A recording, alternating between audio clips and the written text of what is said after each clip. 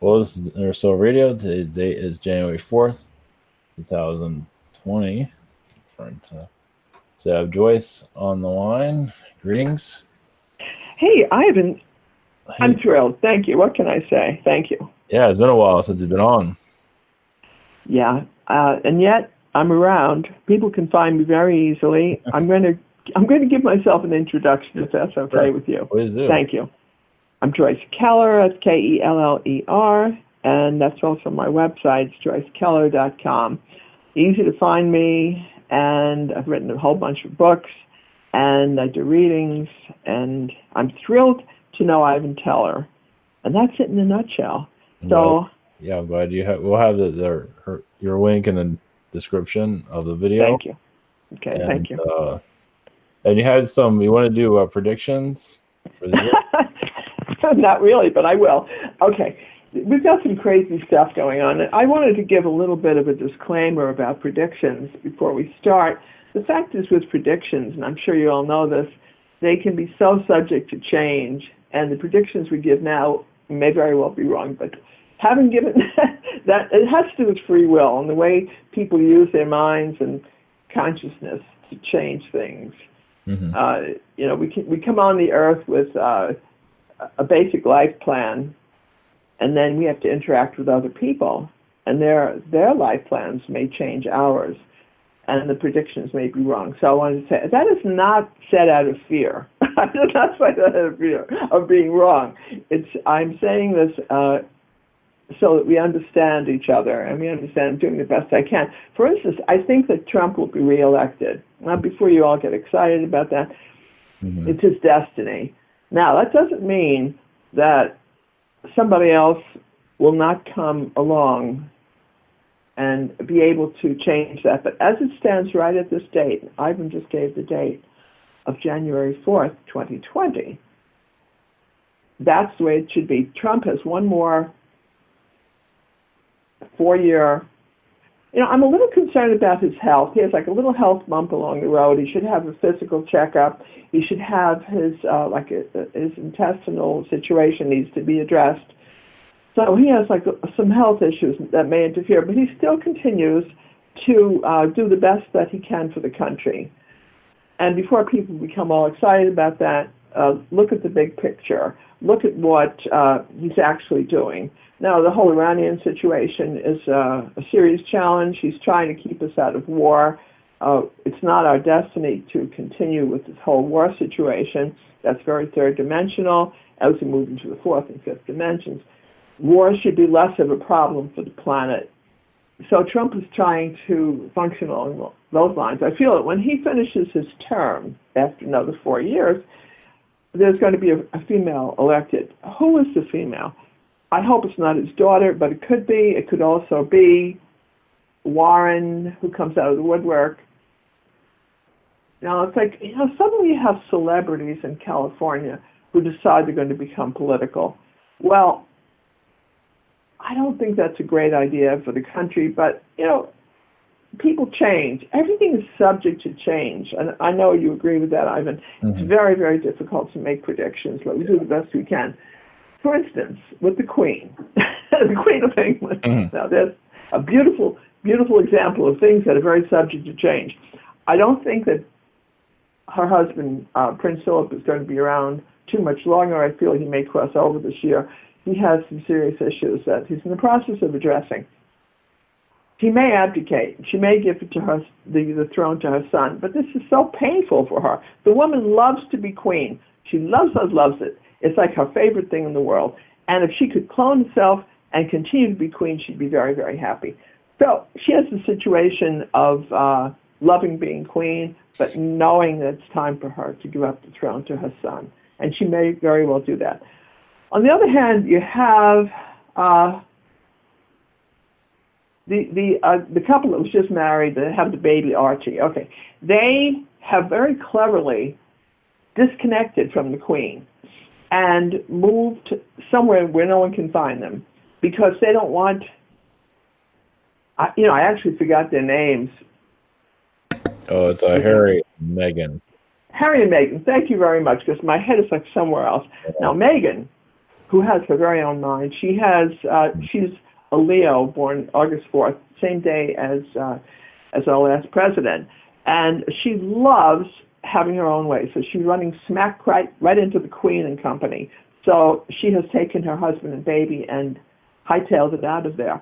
Her husband is a Virgo, so he's on board also about not taking directions from anyone. So they take Archie and they're hightailing it out of there. So that's going to continue to be a problem. Nobody likes anybody. And they're all butting heads together. I mean, do you agree with that? That this is not a dream come true situation? Yeah, you mentioned it earlier about why do you think the Queen, what do you think was going, it's all that drama, Yeah, if you step back and away from it, I would like to know who their PR people are, because these people are on the web constantly, they're on television constantly. Do we really care? Didn't we break away from England? Why are we still involved with these people? It's very, very hard to say. Okay, we've got a lot of crazy stuff coming up. Now, if you want celebrities, I know that Jennifer and Jennifer Lopez and Alex Rodriguez, I believe their names. Okay, I think they're getting married. Good, I'm so happy. They've been having sex for so long, I can't even tell you. They finally decided to get married. Is this a dream come true relationship? No. They are not soulmates, and this whole thing is like worse than the whole situation with England. They put on a wonderful front. He says, oh, how beautiful she is. She says how beautiful he is. So we have the Jennifer crazy stuff going on with Alex Rodriguez. All right, that's another whole thing. And they're putting on a beautiful face for the world. They're going to have a wonderful wedding and an excellent honeymoon. Okay, good for them. The one person in all of this mess that I kind of admire is Kate Middleton, because she loves children. She works genuinely and sincerely with children. She's trying to help little kids who are in need of help one way or another. She's giving them, behind the scenes, she's giving them what they need, whether it's love or food or whatever little kids need. Harvey Weinstein, there's another beautiful case. He has to go to jail. What can I say? There are so many people who need to go to jail. He's number one. Okay, get him into jail right away. So he's probably going. He has no defense. He's trying to defend. He's not a walker. He's trying to defend himself. No, the walker is not going to help. Crutches and a wheelchair are not going to help. The man is a predator. That's it. Get him off to jail. Put him in the same cell as Cosby. They should be in there together. Okay. Yeah. Let's see what else is going on. A lot of crazy stuff. We have this whole 5G network. I don't know if you know anything about this. Oh, I'm aware of it. It's crazy stuff. It's the cell structure. Is that correct, Ivan? That is the underground. The underlayment of. Is that correct? Yeah, everything is supposed to get faster with it. Problem is the frequency. I guess it's stronger, so it kind of short us out a little bit. I guess depending on the person, because the internet's gonna be faster on our phones. It's gonna be going through us too. So. Okay, this is good and bad. Let's talk about the good, which you just said. It's going to be faster. The bad is that it's worse than we anticipate as far as the loss of privacy. Would you agree with that? It's totally invasive. Oh yeah, no doubt.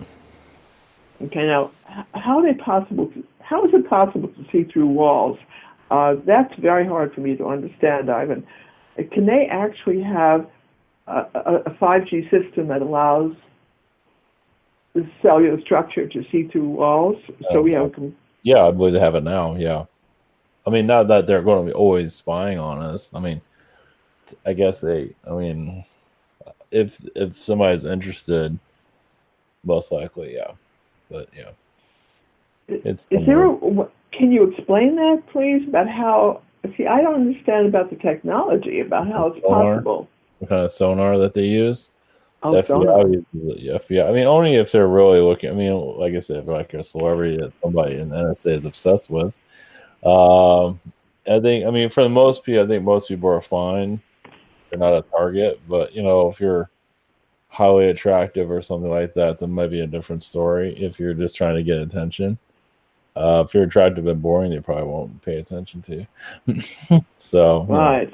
I think there's Okay. a lot of creepy people in the NSA, in the government spying agency. A lot of So creepy people spying. Well, what are they looking for? Just information, or is it because they're predators? I think some are Is just it predators. Yeah, some of the male guys are just predators. Yeah, they're purely predators? I think Okay, so it's a we have. small amount, but who knows. Ivan, tell me if you agree with this. I feel that there's going to be so much improvement with medical research, having to do mostly with stem cell technology. We've only just begun to understand anything about stem cells. I appreciate stem cells very much. I go back to a time when they were not known as stem cells. They had a different name.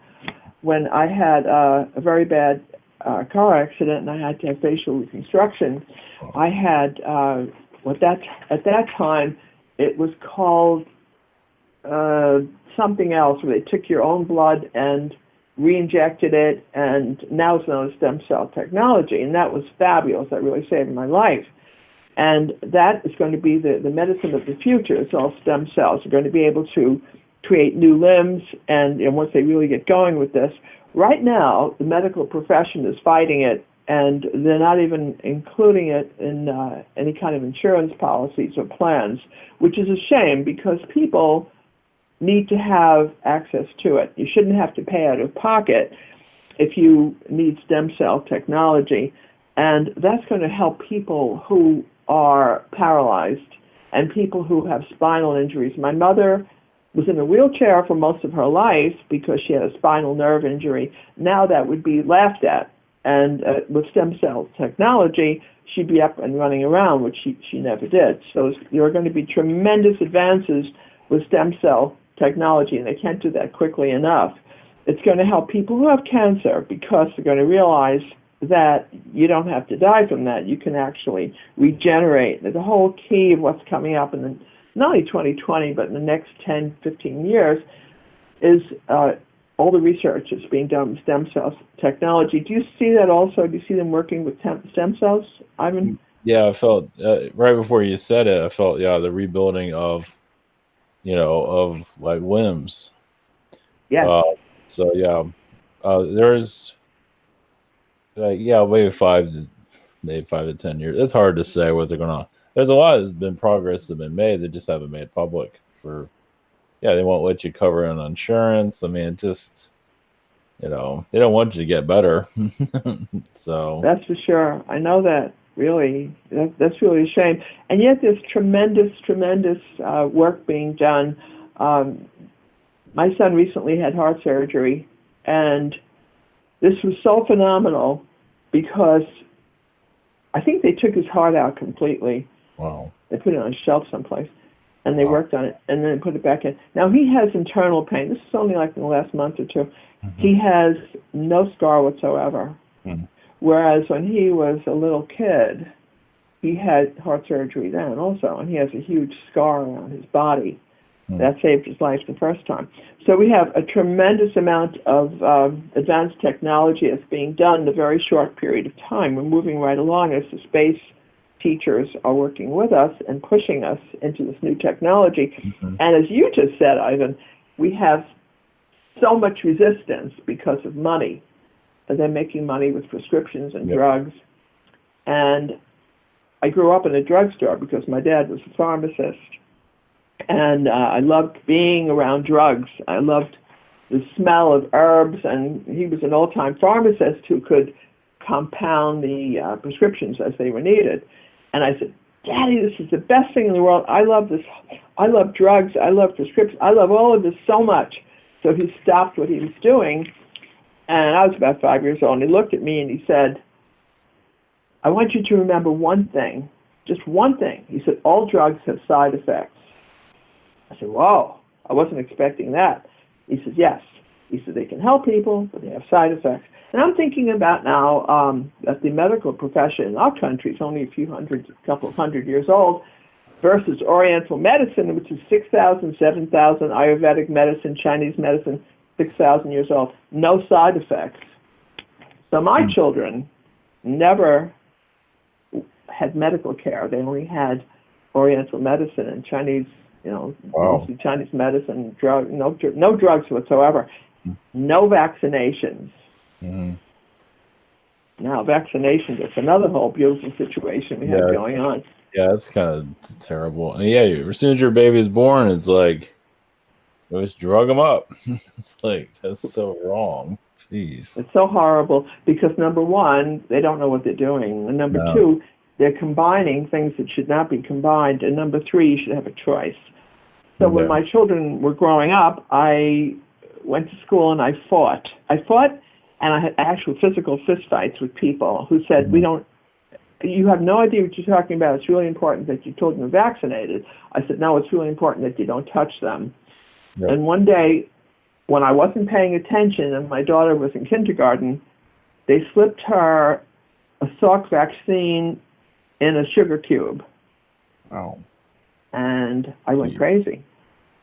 I did not want this. Well, even schools now, I think they're mandatory. They're vaccinating kids. They won't let them in school. I know a lot of kids who are being homeschooled now for exactly that reason, Ivan. And it's beyond terrible because nothing should be forced. You shouldn't have a new baby and leave a hospital with a baby that's been vaccinated with 12 or 16 vaccinations. Yeah. So do you see all of this improving or changing? I do. I see there's going to be more discernment. We have a long ways. we have a long ways to go because the belief system, the pharmaceutical companies are, like pretty much like the devil, depending on how you look at it. So, humanity has to say no, and they're not ready for that yet. It's like they kind of wait for problems to happen, and then they complain about, I can't believe this happened. It's like, well, we've had the warnings about it, and nobody was listening. So, no one was listening. Do you feel this is really a hot potato? I hate asking you, but you know that I will. I have to ask you. I feel that there's a direct connection between autism and vaccinations. Yeah. And countries that have no vaccinations, those backwards countries, do not have any autism at all. Yeah, I think it's also a lot of stuff's in our water and our food within America. So you have vaccination plus that. So, we're just here to drive us everybody crazy basically. So, and the chemtrailing that they're doing, so like they don't get you one way, they'll get you another. So it's like the vaccination plus you mix it in with whatever else is going on. Formula, baby formula, who knows? So, but yeah, without vaccinations it'd probably be. But you go to Target or you probably gone to the store and seen people free vaccine, free free vaccinations from Walgreens, CVS, so yes, flu shot. Yes, that's what they're pushing, the flu shot. So yeah, free flu shots. What do you think about that? I know that many people are getting those free shots. Yeah, I'm sorry, Ivan. Go ahead. I think my boss got it, and just the energy from it did not feel good. Yeah, I guess some people are a bit different. They can fight it off, but not everybody has that. Just not good energy around it. No, it's extremely unacceptable. And you were mentioning about chemtrails. Chemtrails is so interesting. I don't think Florida, where you and I both are, is nearly as bad as New York, where I came from. Mm-hmm. That was terrible. Yeah. It was tic-tac-toe in the sky every day. It was like, what are they doing? Now, I don't know what chemtrails are. I suspect that they're nanoparticles coming down. Yeah. Is that correct? Is that what you... Yeah, some kind of aerosol, nanotechnology, some kind of, something that's biological that we don't need. But, I saw X. At work, I saw X in the sky. It's like, geez. Oh, an X in the sky? Yeah. And oh, my God. There's a health food store, and there was chemtrails all above the sky above it. It's like, jeez. Can you explain that? What were they doing right above a health food store? Yeah, just trying to lower the vibrations, I guess, from what I got, Oh, it just gets. It depends on the person. They can get into their mental state. They can make them angry. I felt kind of angry when I was around seeing that. I felt like it messes with you. It can. Doesn't mean it will. Like if you reject it or something like that. oh, So wow. I think it's kind of like putting fluoride in the water. It's kind of the Oh, same. fluoride. That's You know another what I whole mean? beautiful thing. Yeah, it's like making the people kind of, sterile. Oh, this is all right. Just go watch TV, eat food, watch TV, go to work, I repeat. like that. Yeah, no, that's all they do. That's it. Slaves, don't think for yourself. Don't do all this metaphysical stuff. Just do what we tell you. I mean, when you break out of it, you can see around. But yeah, they're just trying to mind control the masses. They're doing a good job of it. Absolutely, and I know that it's true because we have people like you, Mhm. I'd like to include myself also, who are Yeah, struggling to raise consciousness yeah, and get people to think about what vaccines really are and how they can help themselves.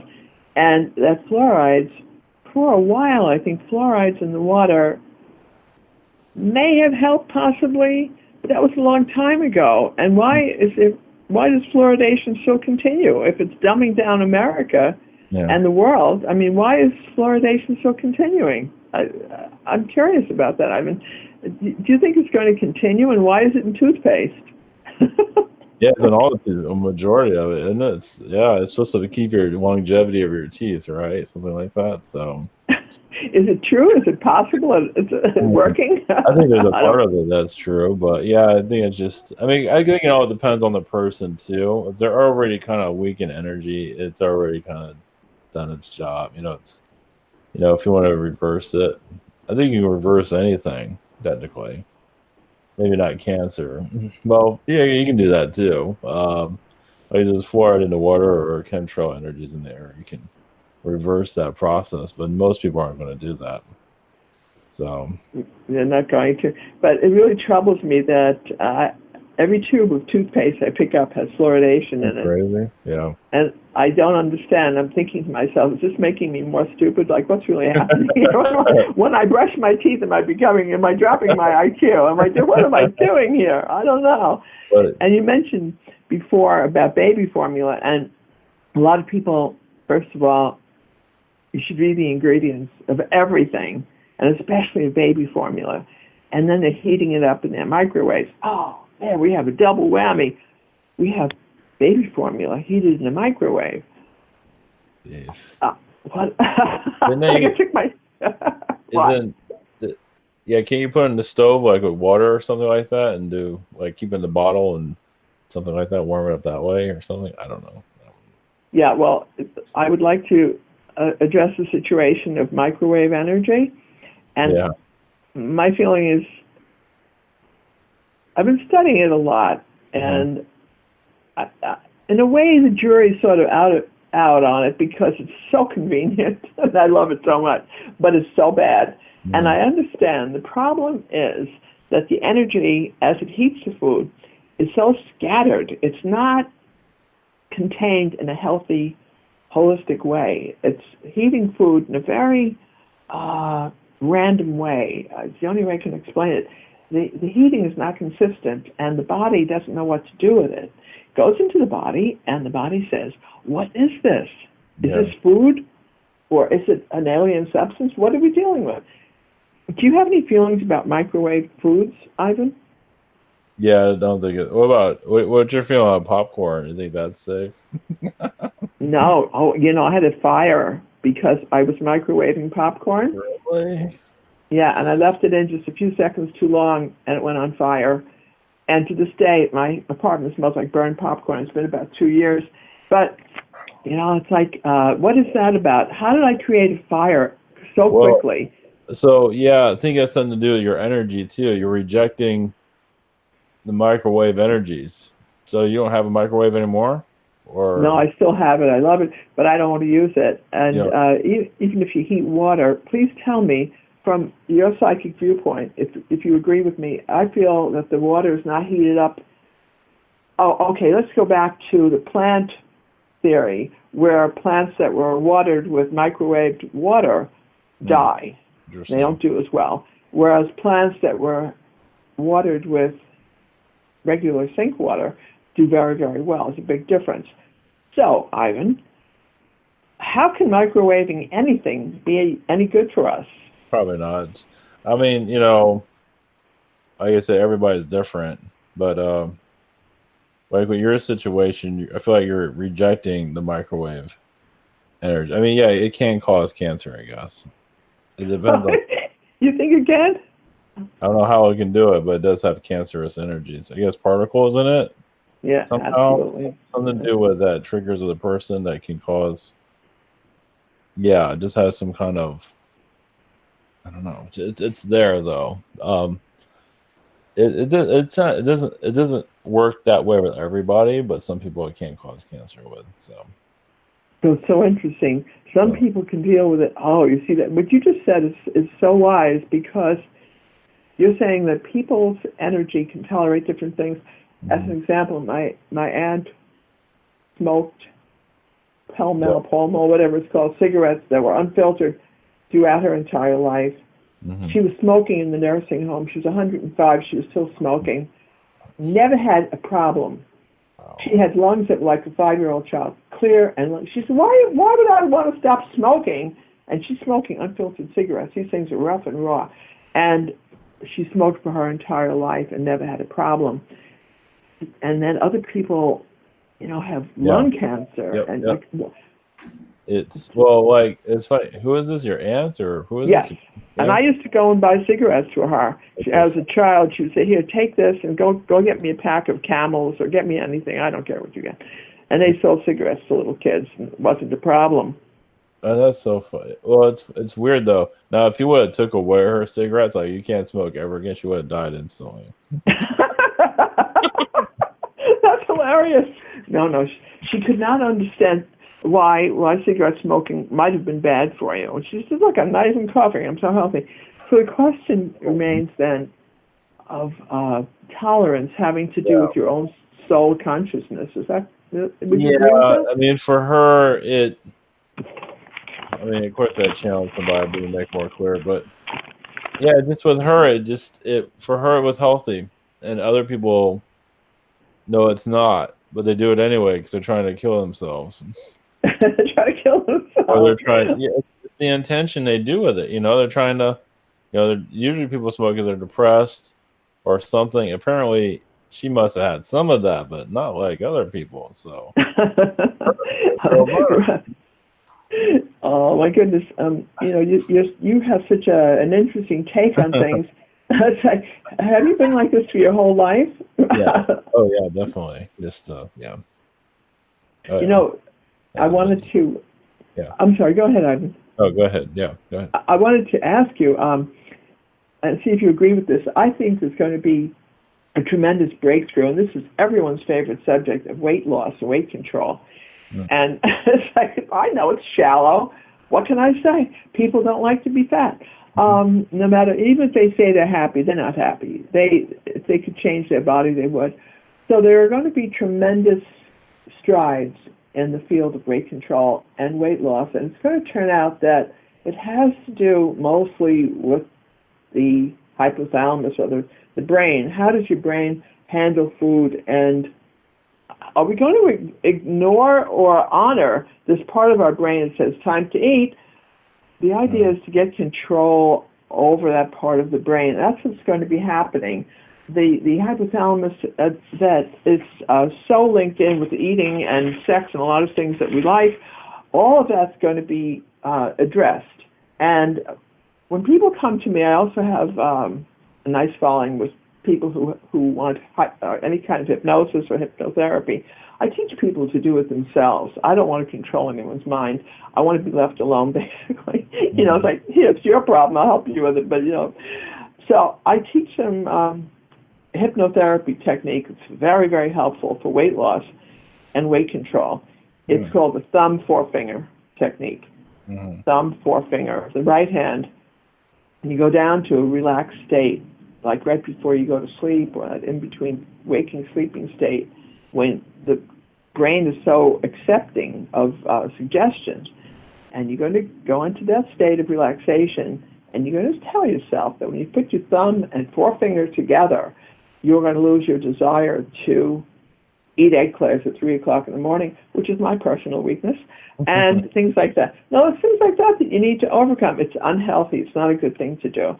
All the things that we don't want to do, we can gain control over, but I think hypnotherapy is a great tool, and everyone needs to know. And, we hypnotize ourselves all the time.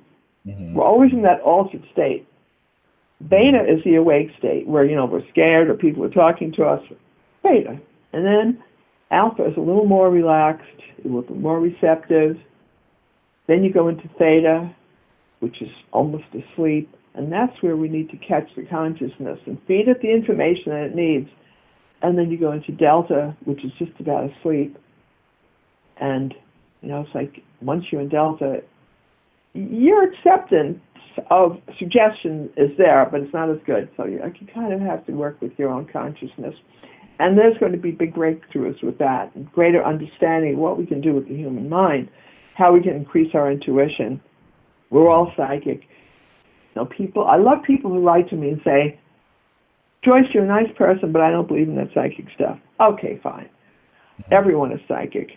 Ivan, please back me up.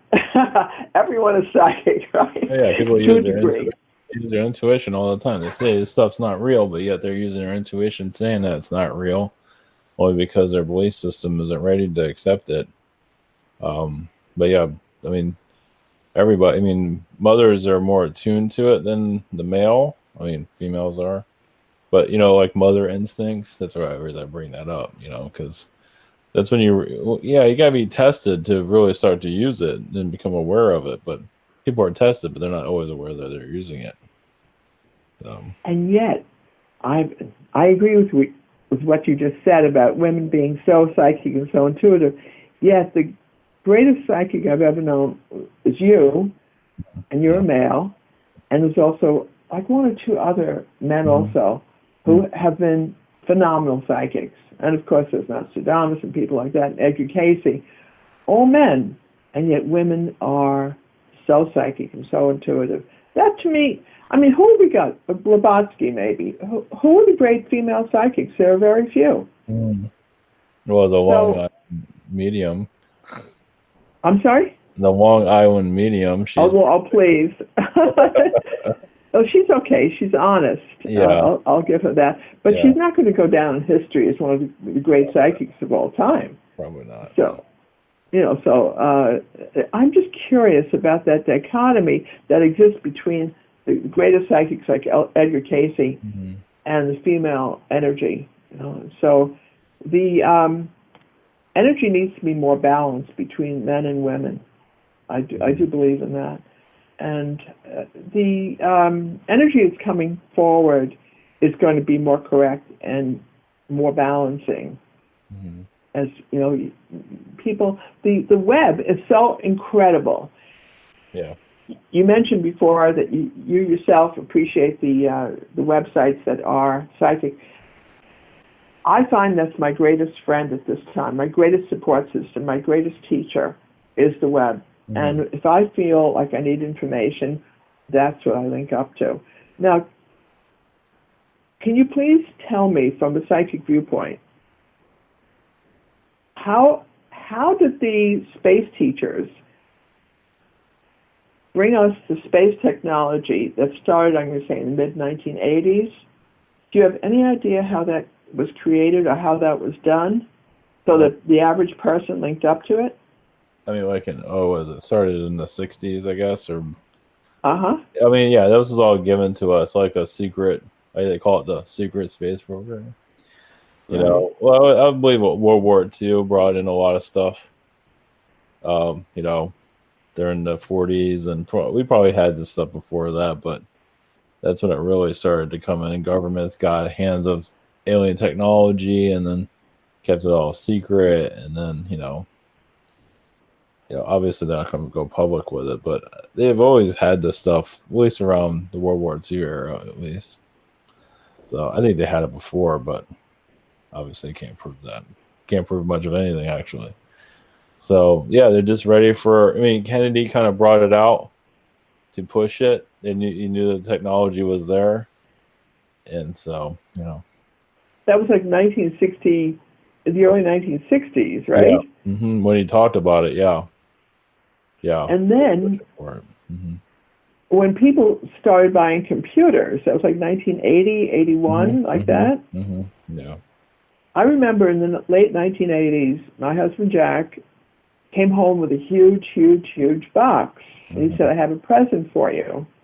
I said, what is it? He said, it's a computer. It was huge.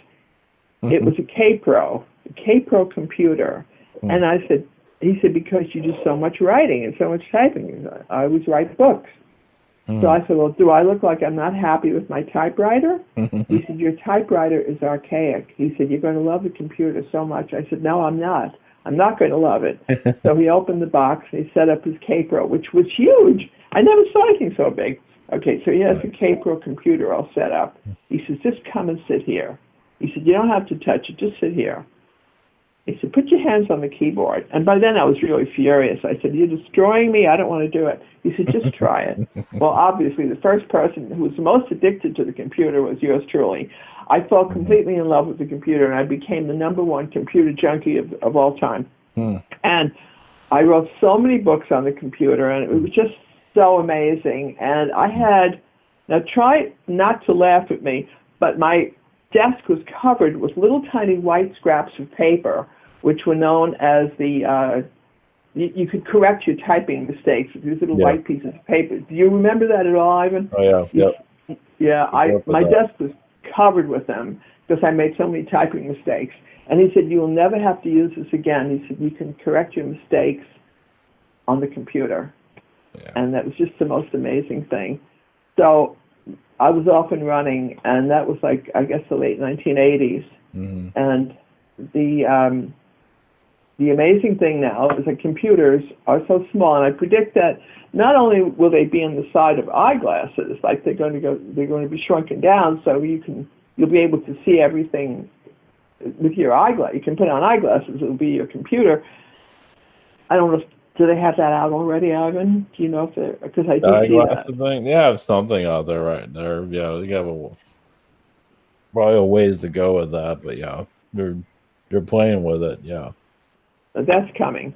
So we have come such a far away from the first computers, and I've gone through so many. I've ruined from overuse so many computers, and I don't understand what the cloud is. People say save it to the cloud, and I have no idea what that is. Oh, that's like Dropbox, or the easiest one is Dropbox. It's just you write on your computer and you save it to Dropbox. So if your computer blows up, you still have a copy of it. And how do you get to it? That's my question. Oh, you have to sign up for it. It's free. For a certain amount of storage. If you're just doing writing and stuff, you should have enough. Oh, my goodness.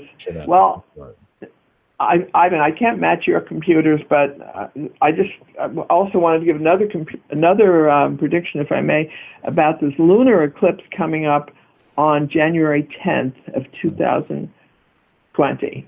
Okay, now today is the 4th. The 4th.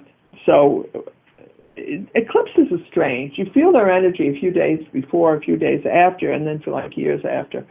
But the people who are the most affected, because it's a lunar eclipse in the sign of Cancer, are the water signs, particularly Cancer, and Pisces, and Scorpio, those 3 water signs. And it's emotional. And for those people born under that sign, and because it's lunar, it has very much to do with soulmates and love and finding the right person at the right time, being linked up with the right energy. For the folks who have wanted love and who haven't had that experience or who want it again, everything is changing now in the year 2020. Now, if you address it numerologically, it's a number 4 year. Now, I wrote the complete book of numerology. Even though I'm not a great numerologist, I will tell you that number 4 people are the hardest working. I usually avoid number 4, but this is the number 4 year. So that to me means new work in new areas, new direction, and things happening that we never thought were possible. Wow. So it's not going to be easy, but it's possible. Like I just explained about how I transferred from the typewriter to the computer. Mm-hmm. It's going to be like that with new technology coming in. And it's a bit of a struggle at first, but it's well worth it because the space teachers are bringing it to us. So, I mean, do you agree with that we have incredible changes on the horizon? Oh, yeah, definitely. No, it's funny you bring up that typewriter. I mean, how many kids even know what a typewriter is these days? You know, I think back to, Ivan, how did I ever type on it? I know. I don't know. I don't think I would have survived. I mean, I grew up with a typewriter. I didn't get very far with it. No, I did very well in school, but I only failed one subject, and that was typing. Yeah. I always failed typing, and my father would only see that big 50 on my report card, and he'd say, "How is it possible to fail typing?" I can never get it either. Well, I think they have you. Yeah, you have. It's another like a part of control. You know, you have to do it our way, and some of us don't work that way. We're just like, I gotta do it my way. You know, so. Oh, well, I just could never understand how anyone could learn to type, and I don't either. No, but that was one fail. I always failed typing, and my father was very, very sad about it. But that's just the way it is. There's something about typing that, as you just described, that is very alien to our way of thinking. Now, speaking of aliens, you channel a lot from different sources. Yeah. And you usually identify the energy that comes in. Mm-hmm. And what would you say of all the topics that you channel? Who is the most common? Do the Arcturians come in mostly? Pleiadians? I think it's a combination of both, because it's more of a like the Zetas would come in more, but people are kind of freaked out about them. So the Zetas freak people out. Why? Because they're weird looking. They abduct people. Really? No, they have in the past. So, and reptilians are a little bit kind of heavy. But yeah, they're Pleiadian and Arcturian. Sometimes beings from spirit come in and out of nowhere. So I don't keep tracking so much anymore. But I just do the collective energies anymore. Or like Archangel Michael is my. I do sessions for people. If they don't know who they connect with, I just bring in Michael. Yes, that's usually I do too. That's my go-to. That's my go-to. It's not an alien. It's Michael. Yes, I agree with you. And he is really a safe way to go. And if ever anything frightens us, like if we see something startling, I would immediately call on Archangel Michael. He'll clear it away for you. I want the audience to make sure that they hear that because both Ivan and I are saying that. So you need to remember that.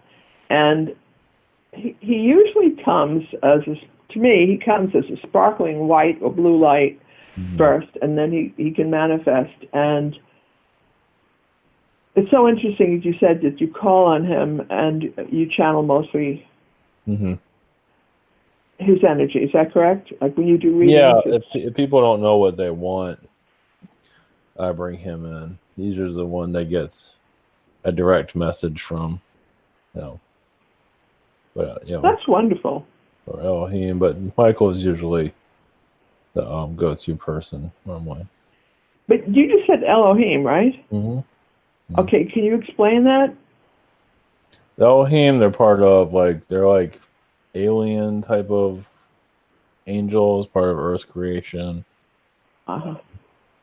They don't get called on very often through sessions, but they're kind of a mystery alien. Angel race, basically.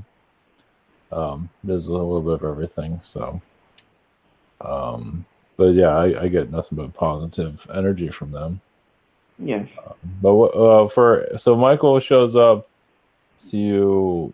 How do you perceive the angels from your perspective? It just energy, or what do you see? Well, it's very odd because I'm basically a researcher, and it takes a lot to convince me of anything.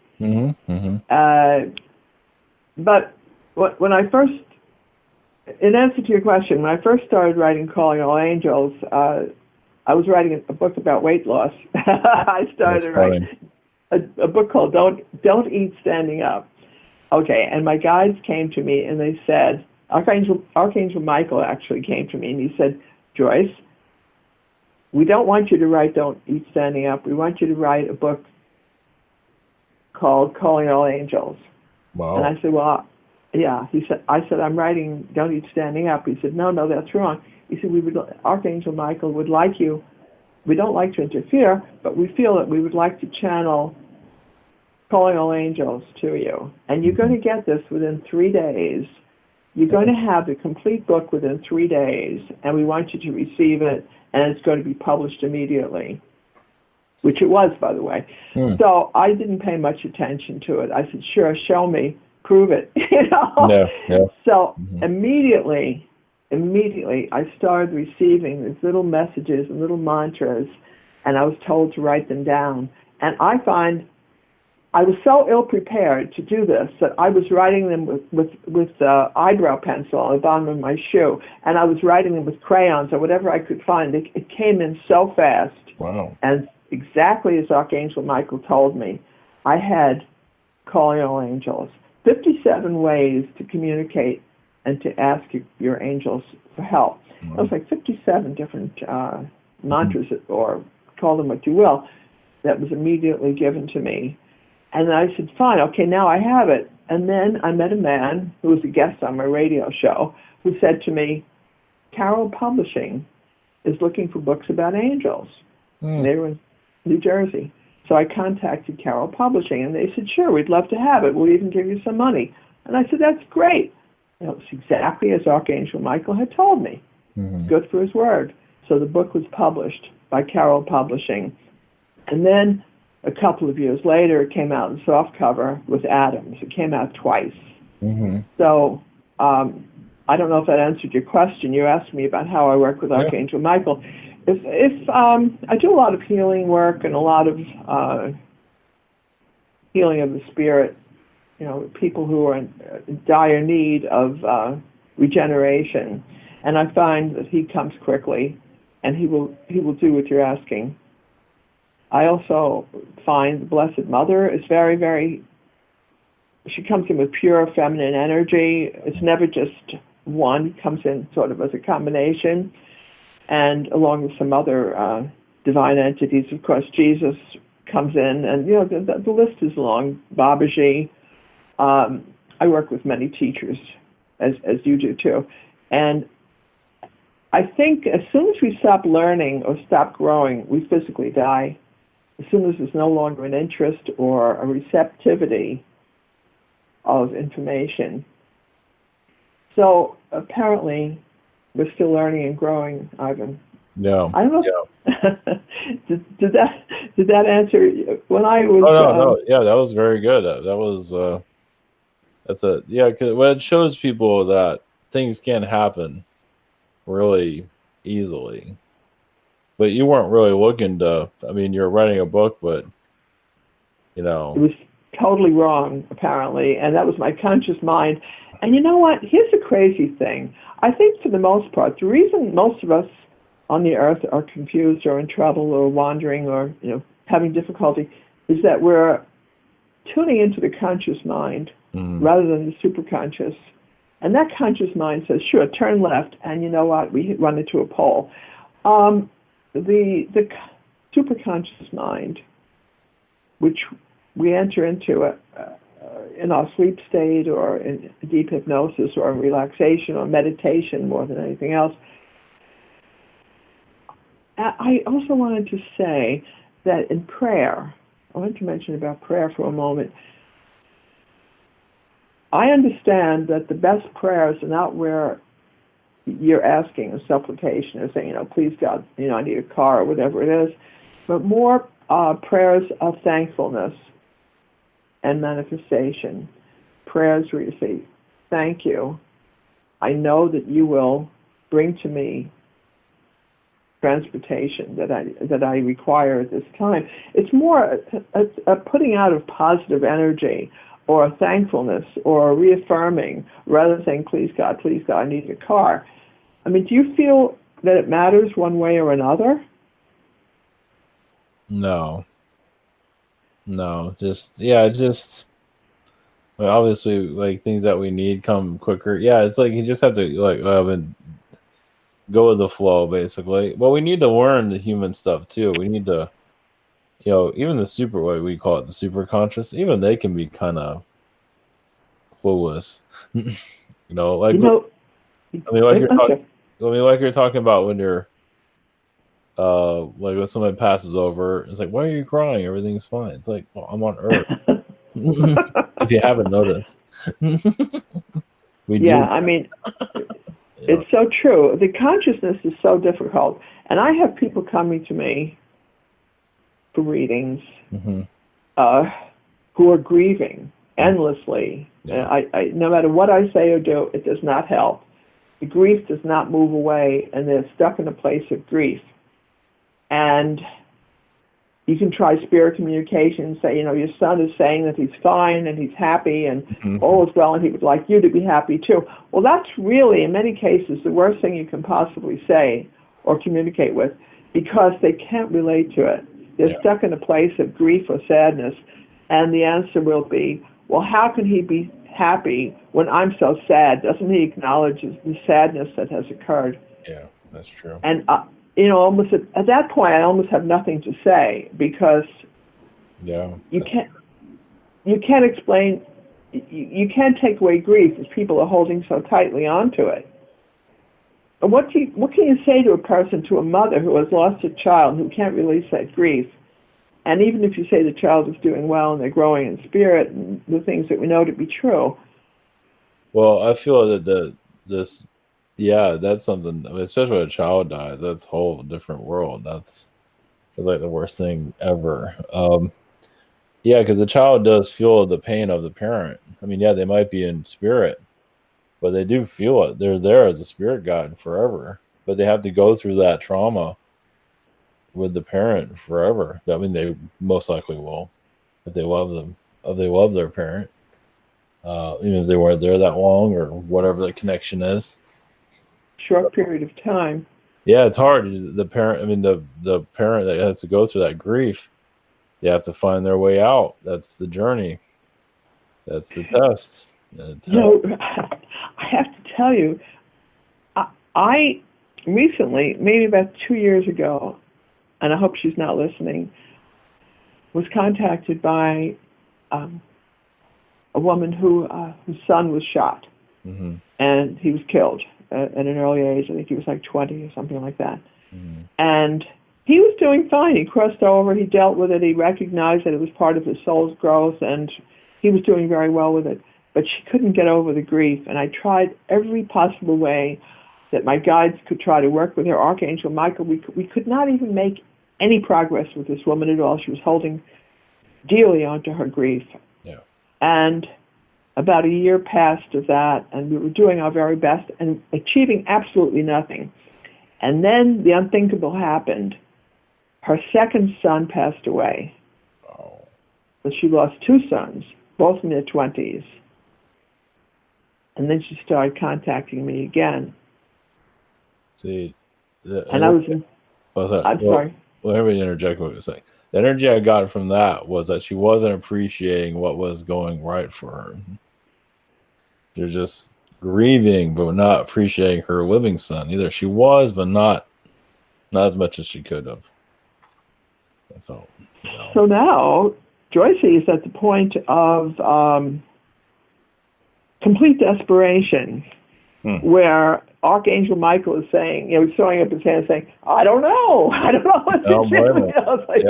I don't know.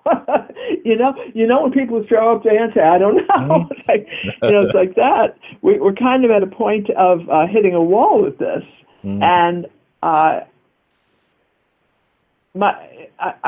suspect a lot of people are in that position where she's bringing in the highest sources of light and in the universe and trying to help her.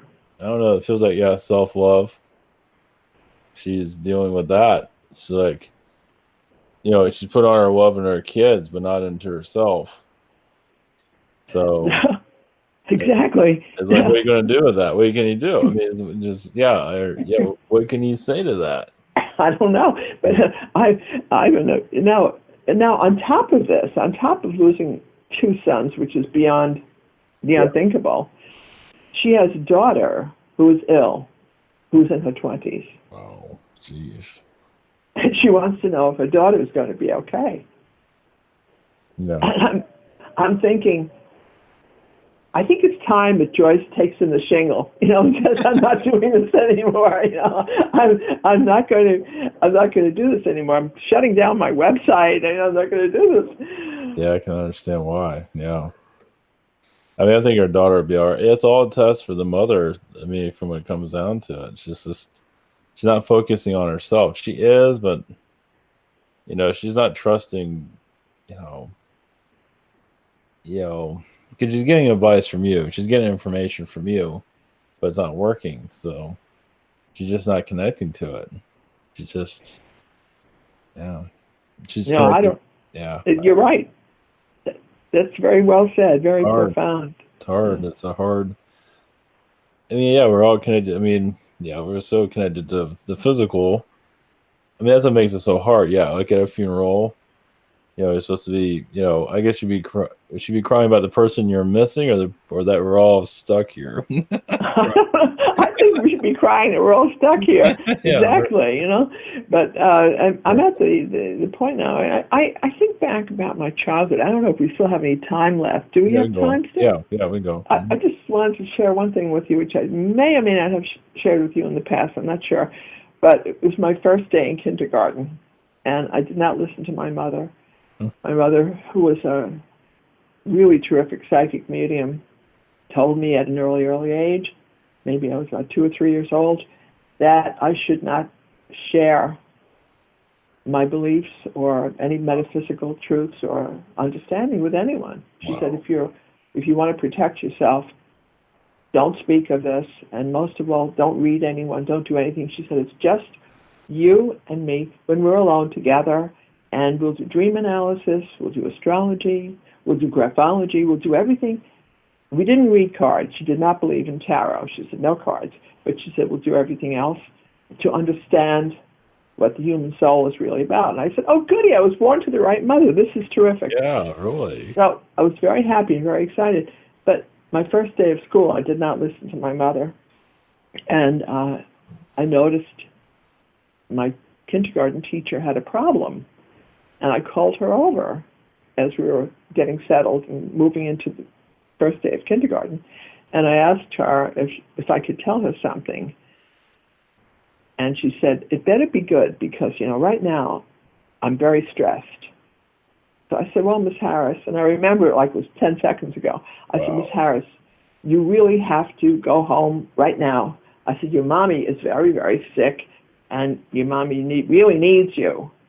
And she took my hand. She said, look, I'm going to tell you this just once.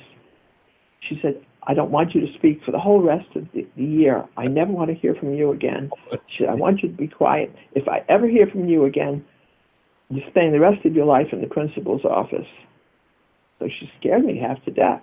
I'm just 5 years old. I should have listened to my mother. So I said, okay, I'll be quiet. Second day of school, second day of kindergarten. I said, oh boy, I don't even want to be here anymore.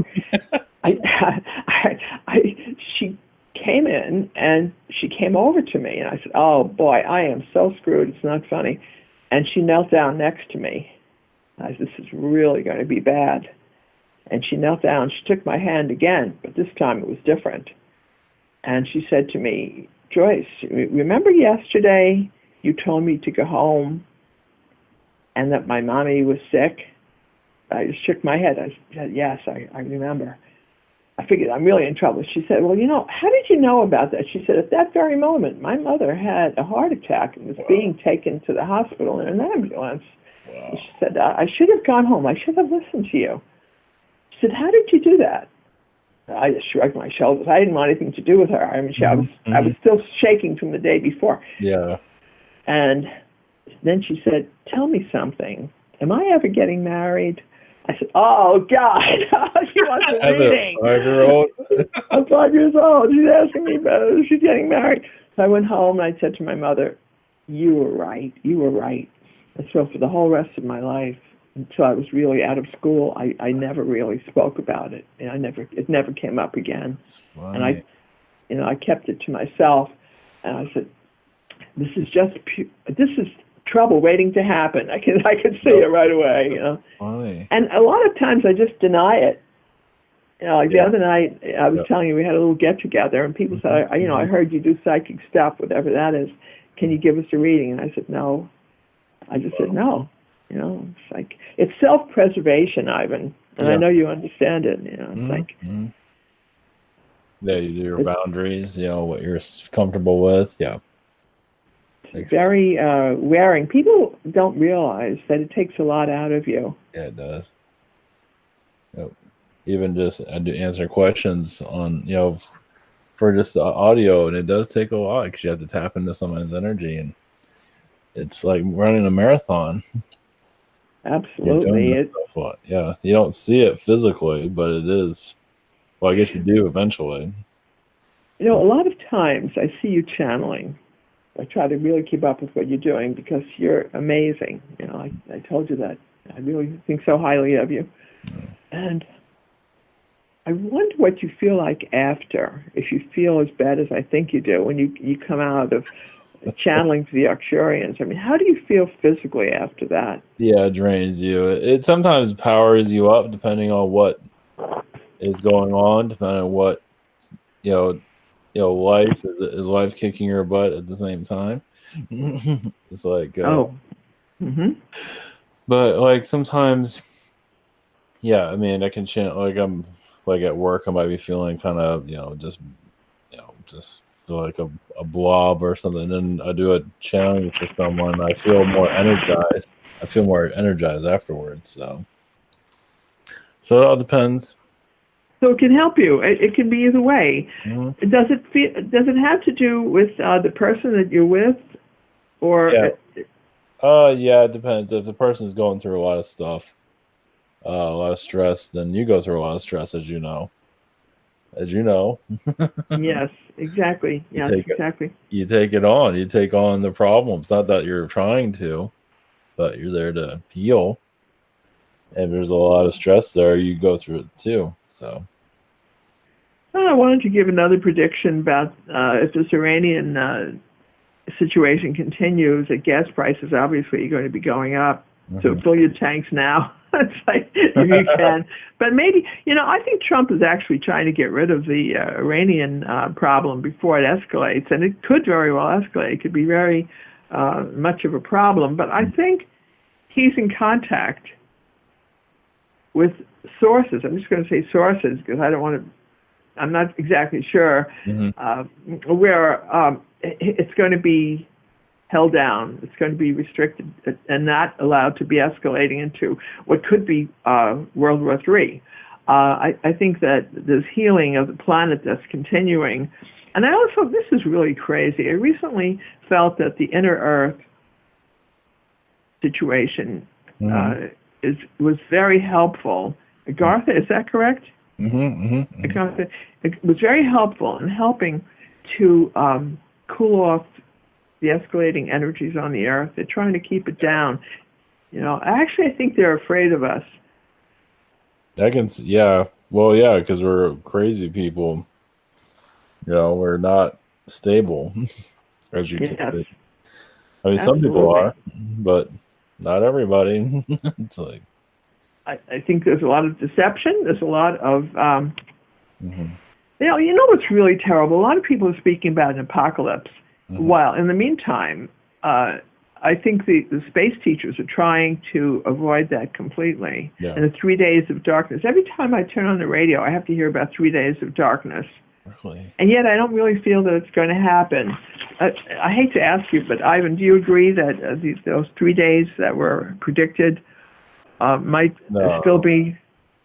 I mean, I think 3 days. I mean, for some people, 3 days of darkness sounds good to them. It's like if you can remove the lifetime of darkness, if you can trade. Yes. As you know. Right. You're right, and and yet people are continuing to escalate fear, and that's always a bad thing. And there's a whole new Earth theory, Mm-hmm. uh, and I don't know what your feelings are about that, but it's becoming very, very popular. Yeah, it And is. do you have anything?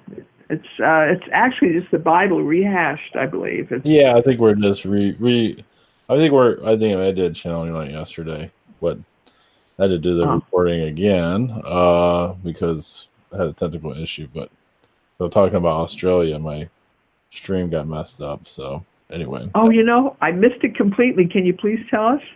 oh yeah. It was well, like renewing ourselves. We're kind of just changing our perception, our belief systems. We're just, instead of being all panicky and crazy, we're calming down. Well, some of us are. We're changing. So, I mean, the Earth changes with us. So, I guess technically, but yeah, the whole thing on the new Earth thing is like at a certain point in time, was it the people at third dimension will ascend to fourth dimension, and everybody else will get thrown put somewhere else or something. But you know, When you say somewhere else, is this something that people should be concerned about, or yeah, they should be? It's just, what would you suggest? Just to well, stay positive? that came from Dolores Canyon. That I don't know if it came from somebody else, but Dolores Canyon said that.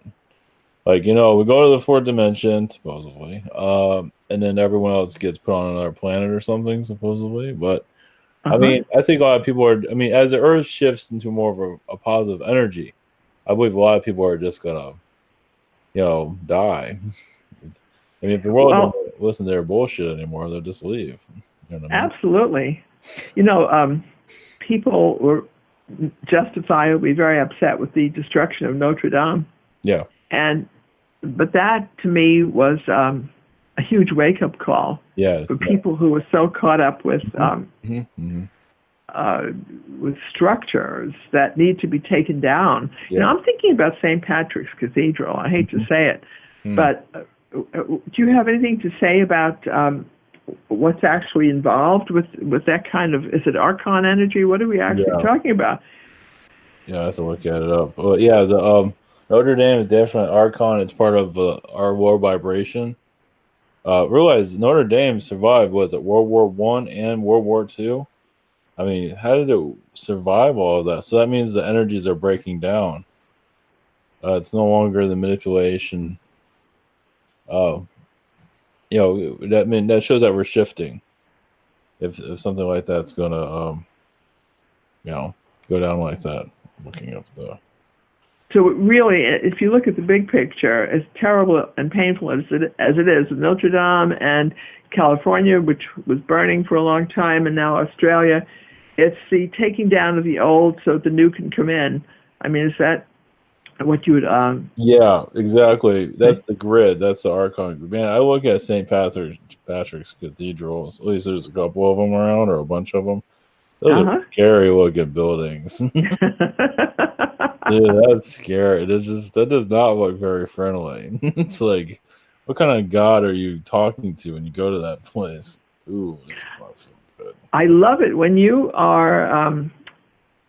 you do a videotaping and you show what other people are missing. Like when you go to I forget where it was, where you I know it was where Kennedy was shot, where Yeah, you show the actual metaphysical truth of what's going on in the situation, and people just miss it completely. All they see is the street where they have it marked where he was shot. But you go behind the scenes, and if people haven't been to your website, they really have to go. It's like it's very informative. well, yeah. I forgot there's an obelisk there too. I didn't even talk about. I walked by it. And I didn't even mention that because yeah, I think that was there before he got shot. That's one of the reasons why I didn't.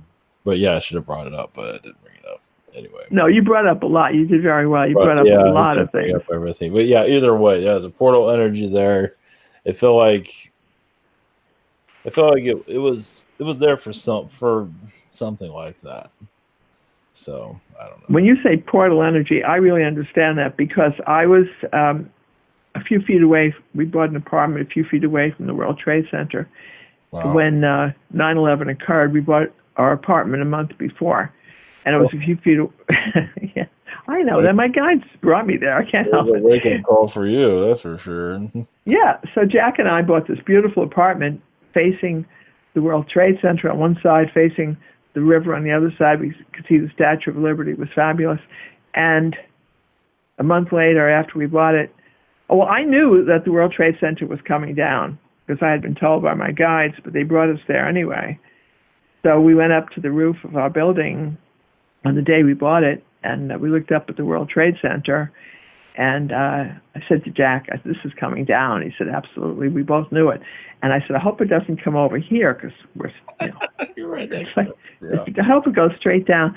And that's what happened. We bought it in August, and obviously it came down in September. And then a portal, the reason I'm bringing this up is that you mentioned portal. A portal was created in our apartment. And I wrote about this in my website because entities they allowed entities that were stuck to actually go through our building and through my apartment, and we helped many, many people go into the light. It's a very bizarre story, and if the people who know me will know that, I'm not making it up.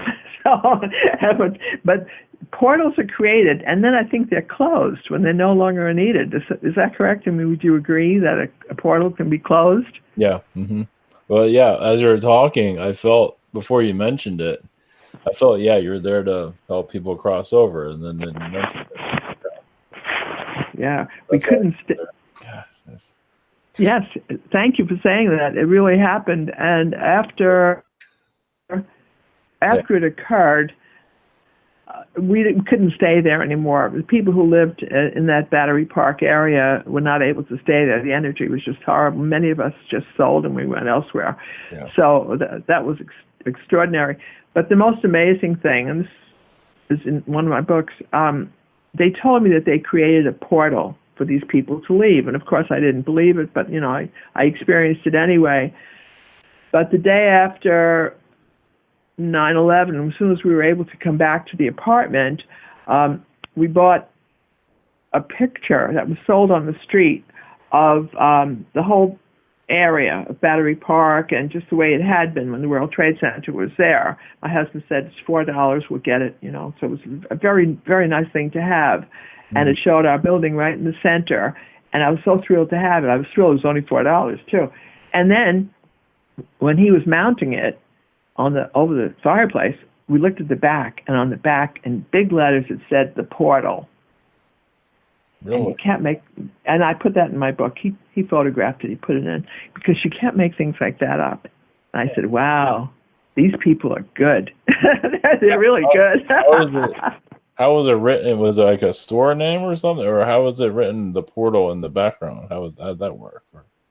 It was, on the back of paintings, it's usually, or photographs, this is a photograph of Lower Manhattan.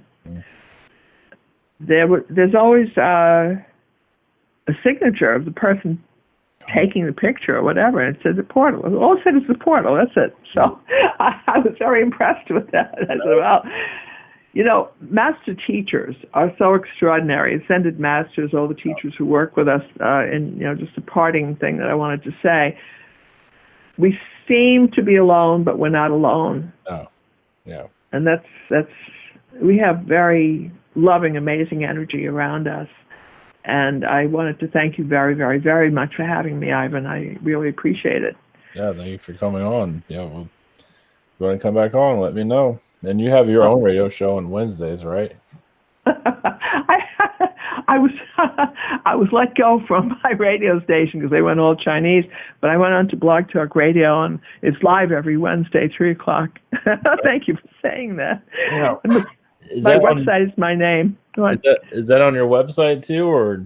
Yeah, you should be able to get to it very easily. Just go to JoyceKeller.com. Thank you for the plug. I appreciate it. And my books should be available anywhere, not only Amazon, but you could get them probably through a bookstore if you hunt them. You just hunt them down. You say, Okay. Can you get me that book? Okay. You can also get them in your library. Okay. Nice. All right. Okay. All right. All right. Ivan, On. I really do love you, and I thank you so very, very much. And Happy New Year to you and to everyone. Happy New Year's to you. Awesome. So, all right. Thank you, Ivan. All right. Good night, everyone. All right. Take care.